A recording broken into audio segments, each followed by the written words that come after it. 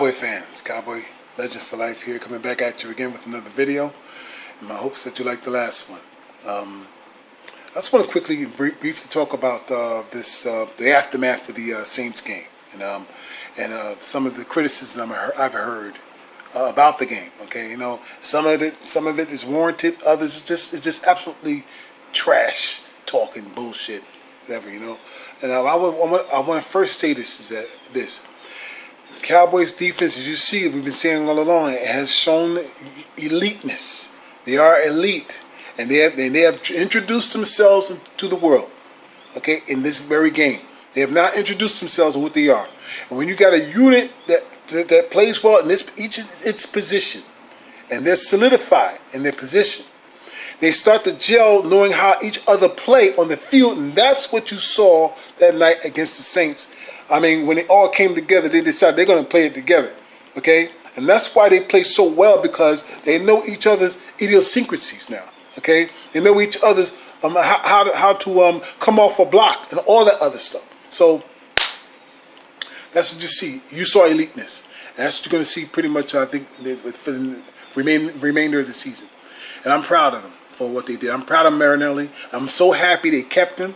I was telling people who wanted him gone last season, they need to keep Marinelli, and they went and they got Chris Richard to help along. Oh my God, man, that was a great combination. I knew that they were going to get this front line to start acting like the '90s Cowboys defensive line. So anyway, the whole team is just great, and I appreciate that. And that's what I'm looking. I'm looking, as I said, I'm looking at the '70s Doomsday again, and the '90s Doomsday again. So right now we got the Legion of Doom instead of the Legion of Boom. We got the Legion of Doom this time. So with Chris Richard there.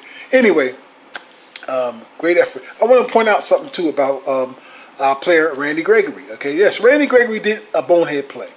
All right, he ran into the kicker. This is ill-advised. Okay, as anything. But Randy Gregory is an integral part of this rushing attack. Okay, the man is absolutely boss when it comes to that attack. Okay, we need him. You guys got to stop criticizing him for what he did. I understand that. Okay, because if his speed and his hands placement and speed are just absolutely necessary, that helps Lawrence and everybody else come off the ball to attack the quarterback. If it wasn't Randy Gregory being there, Chaco Charlton being injured, David Irving being injured, Randy Gregory is essential being there. So yeah, he had a bad call. I mean, he did a bad thing. Okay, but I'm gonna tell you this: that call when he had him lined up in neutral zone was absolute bullshit. You go check and see the video.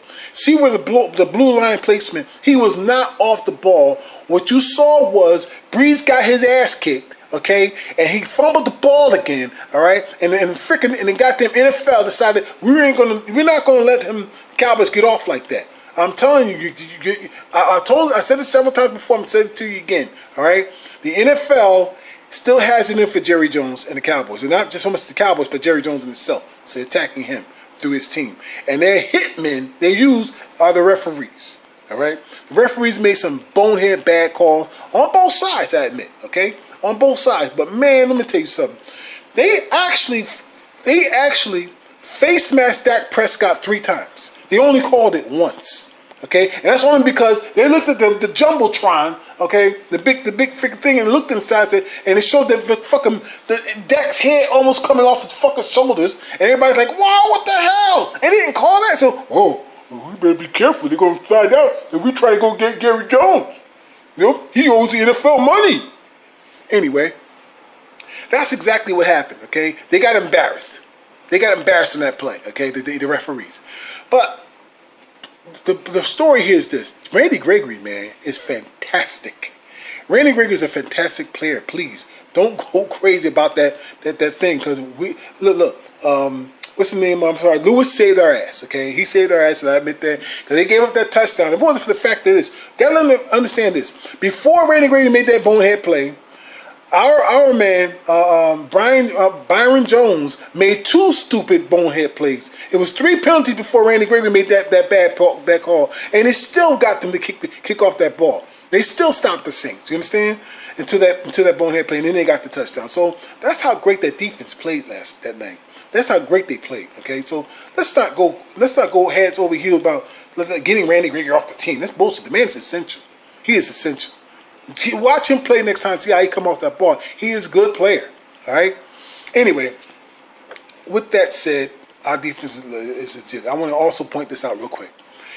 Our offense, though we only have low-scoring games, only scored 13 points. Could have easily put that game away late in the second quarter, and in the third quarter, the game could have been put away.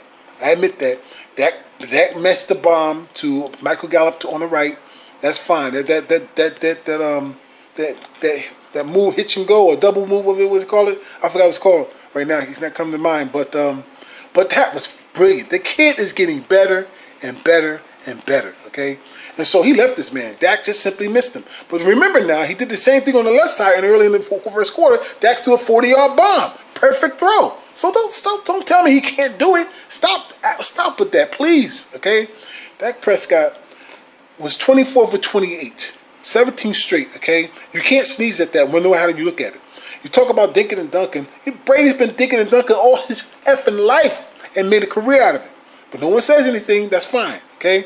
Here's this man, not even his third season is finished. He's got 4 games to go, okay? He's won 29 games.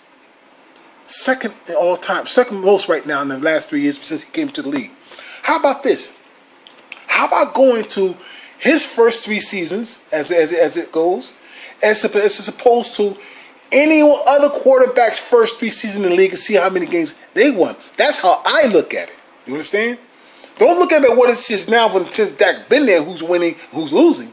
Look at it Dak's first 3 years as opposed to Tony Romo's first 3 years, as opposed to my favorite quarterback, Roger Staubach's first 3 years, as opposed to Tom Brady's first 3 years, as opposed to Ben Roethlisberger's first 3 years.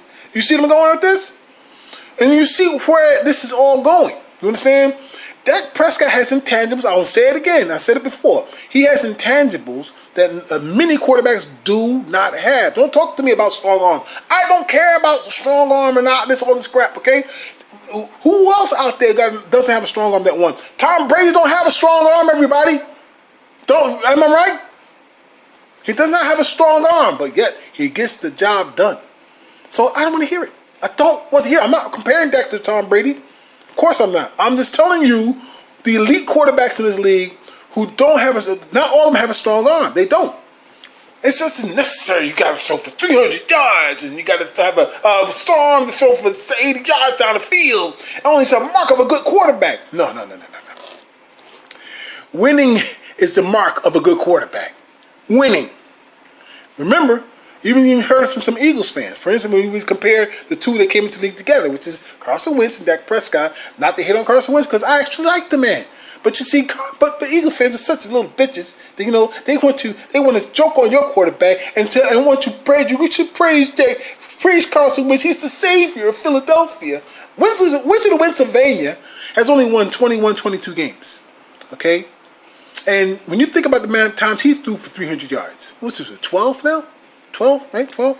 What's his record with those 12 300-yard games? 3-9. Dak's got what? 6? 6? What's his record for 300-yard games? 5-1. Okay, listen. Besides that, the fact of the matter is he played in that game, okay? And the fact that he was 24 for 28, okay? The fact that he didn't throw no interceptions again. Okay, how many games straight is that since he's been winning? All right. What's clear here is that he protects the ball, and I admit to you, as a Dak Prescott fan, okay, one of my favorite athlete today, okay, is that he holds on to the ball too long. I don't like that, okay, and he's not. But though the fact that he's been sacked a lot, he's not responsible for all those damn sacks. You can remember, please, since the time he came into the league, and even the year before that, 2015, all right.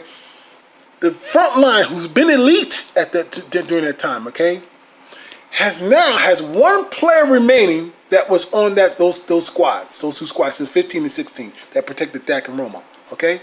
Only one remaining right now, okay? That's been healthy, that's been playing more than half of the season, okay? And that is Zach Martin. Everybody else is hurt the rookies and all the other shit. La'el Collins has been horrible. La'el Collins is good, but lately he's been horrible this season. He hasn't been all of that. Now the front line has gotten better since Colombo came back. Okay, and his adjustments in the second half in those games he came back are brilliant because like that game in Atlanta. No, I'm sorry, the Redskins game. Dak was sacked 4 times in the first half. 4 effing times. Not a single sack in the second. That's adjustments, okay? But Dak Prescott, okay, he impressed me so much because even though he was sacked 7 times, he still controlled the clock. He still controlled the movement of the team, okay? Even though they didn't get into the end zone, the red zone, they fizzled, okay? To me, I was happy the fact they did try to run the ball this time, Mr. Linehan. I appreciate that. But listen, when you're in a close quarter, you got to do pushing. You can't try to be exotic and get an I formation, a man moving in the backfield. When you're at the damn red zone, it's time. The red zone, you just got to get in, push and get in, man, get it closer. So, and then when they did that one, they went to a pass game after that. It's just horse shit. I don't think Linehan. I don't think he has any red zone plays. I just thought he may have good. Like getting down the field plays, but when he gets to the red zone, I think he just doesn't have anything. He just closes the book. You're on your own. Just pass it. Don't run past. Try. Anyway, listen. There are 2 things I'm going to have to accept here, and as well as you guys got to accept. And that is, Dak Prescott's our quarterback. It's going to be our quarterback for a long time. So you have to accept that, okay? And the fact is, he's getting better. How many years did it take our Tony Romo to get to elite status in terms of what he did? And he was heavily marketed. More so than he was an elite quarterback. He was heavily marketed for a long time before he started getting better. For 6 years it took him to get to that status. Tony Romo, okay? But Dak Prescott, from the time he became a Rookie of the Year, he's been scrutinized with the biggest franchise and the richest franchise in all the world. Not in the NFL. Not just sports, okay, in terms of baseball and separate. All of sports franchises in the world, okay? The most heavily marketed, the most heavily watched, you understand, and the most heavily scrutinized team in all the world. Don't think there's no pressure on him. You're crazy, okay? And he's handled it well. 29 wins now. Go ahead and check to see who's got 29 wins from their first 3 seasons in the league. Less than 3 seasons. Go ahead and check. And the fact that also the matter is that Jason Garrett's not going anywhere. As long as the Cowboys are winning, all right, and they're winning, and I'd rather for them to win, Jason Garrett's going to stay put. I don't know about Linehan. I think he's out of here whether we win or lose, okay? It's time to make changes because we need an offensive coordinator that does play-action pass for this play-action quarterback. We just simply do, all right? So I've had enough of Linehan. Regardless of he's being exotic, he's supposed to be this genius. He does good, whatever it is, and they need to execute. That's one thing. But he's not a play-action offensive coordinator, and that's what we need. He needs to retire this old man and get a young man in this damn position. That's what we need. Anyway, I appreciate what they did. The offense, even that last game, listen, even that last play of the Red Saints game, the Saints game, all right, when they got the ball before the 2-minute warning and all that stuff, and they just walked it off. I thought that was pretty damn classy, like I said before. And they just go ahead and just kneel down, instead of just trying to get the touchdown and make it look like it was 20 to something like that. They could have easily put the game away, like I said, in the third quarter. And I agree with that. But they didn't need to do it now. You understand? Even though he could have did it, they didn't need to because they got the ball back thanks to Mr. Lewis. All right? All right? You can't blame all those sacks on Dak. The front line's got to take blame, bro. That's what I'm talking about here. They have to take some blame. And Dak takes some blame from holding on to the ball too long. He's got to do like I like. That's why I kind of like Colt McCoy and others. They see the freaking ball smacking the ball and they see somebody just throw it. Boom! Get out the way. Dak got to do that too. He'll get to that point because when he gets better receivers, they get the understanding of Amari Cooper being there, opening up that field a little bit more, and getting off the ball, getting off their damn defenders, and make separation better. Because a lot of them ain't shit with that. I just have to tell you, bro. Before, did I make that point? That before Amari Cooper got there, the only receiver on that team, including tight ends on the Cowboys team, was a starter. That was Cole Beasley. That's the only one. The only one. So everybody else that came to the Cowboys who weren't the Cowboys before, you understand, were either second-tier men or just not starters at all. Think about that. Okay? So he had to work with what he worked with. Don't blame him for everything. Thank you. So I'm not going to be making the videos for a little while for me. I'm going to be. I got to catch up on a lot of things since my brother been sick in the hospital. I'm going to go visit him, a couple of times more.